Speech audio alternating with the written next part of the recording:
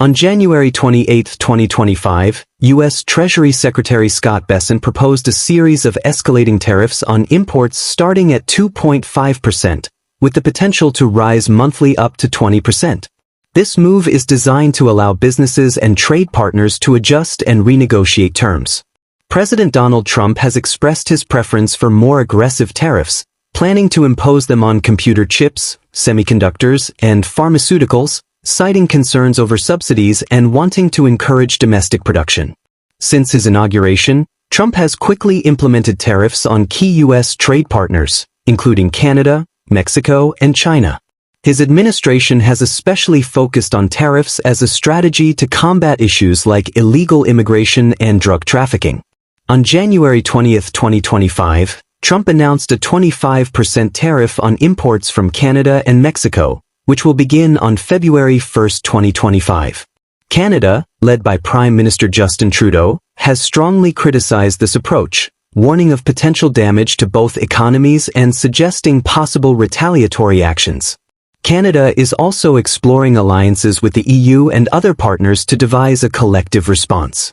In Mexico, President Claudia Sheinbaum has echoed concerns, saying tariffs won't solve immigration and drug trafficking issues and could harm diplomatic relations. Trump has also proposed a 10% tariff on all imports from China, effective February 1, 2025, due to China's role in the fentanyl crisis. China has called for constructive dialogue on resolving trade disagreements. Meanwhile, Trump has threatened the European Union with tariffs unless it increases its purchases of U.S. oil and gas, aiming to reduce the EU's trade deficit with the U.S. The EU, facing economic strains from rising energy prices and U.S. sanctions on Russian oil, is preparing countermeasures. The EU has been diversifying its trade relationships, securing deals with Mexico and South America to reduce reliance on U.S. trade. On the issue of Greenland, President Trump has reignited talks about purchasing the territory, which has caused tensions with Denmark. The Danish government, backed by European leaders, has affirmed its sovereignty over Greenland, seeking to strengthen its defense capabilities in the region, particularly in response to growing U.S. military and diplomatic pressures. As these complex trade and diplomatic issues unfold, the future of U.S.-EU relations looks increasingly uncertain, with long-term economic and geopolitical implications for both sides. The Suez Crisis of 1956 revealed underlying tensions within the Western Alliance. When Egypt nationalized the Suez Canal, the United Kingdom, France, and Israel launched a military intervention to seize control. However, the United States, under President Eisenhower, opposed the action, fearing it would destabilize the region and push Arab nations toward the Soviet Union. To avoid escalating the situation, the U.S. applied diplomatic and economic pressure on its European allies, forcing them to withdraw.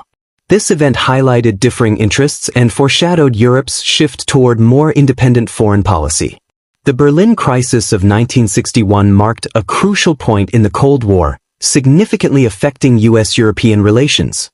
The crisis began when Soviet Premier Nikita Khrushchev demanded the withdrawal of Allied forces from West Berlin, threatening a separate peace treaty with East Germany.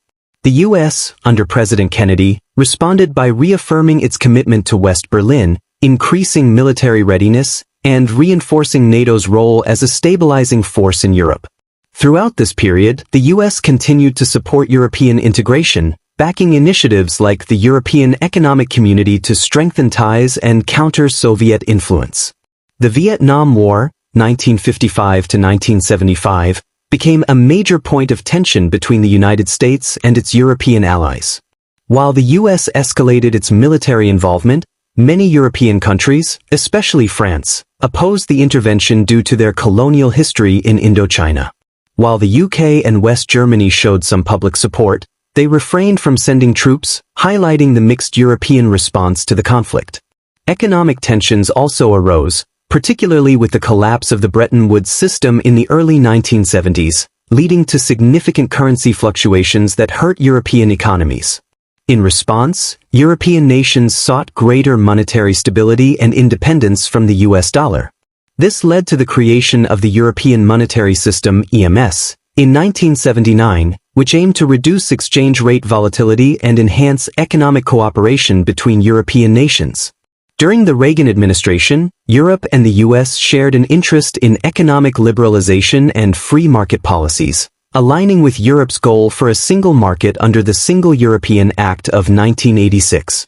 However, trade disputes emerged, particularly over agricultural subsidies in the Common Agricultural Policy, CAP.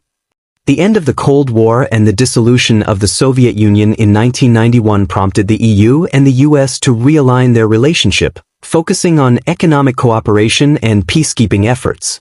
This was formalized with key agreements like the Transatlantic Declaration of 1990 and the New Transatlantic Agenda, NTA, of 1995, which aimed to promote peace, democracy, and global trade, as well as strengthen ties across the Atlantic. In recent years, growing trade conflicts between the United States and countries affected by its tariff policies, including the EU, China, Canada, and Mexico, could have far-reaching consequences. A coordinated response from these nations could disrupt the U.S. economy, as it heavily relies on imported goods.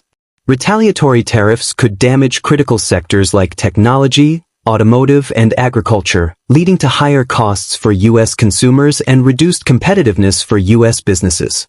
The EU, China, and other trading partners hold significant leverage, and prolonged trade tensions could weaken U.S. dominance in global markets, pushing affected countries toward alternative trade partnerships and reducing U.S. influence worldwide.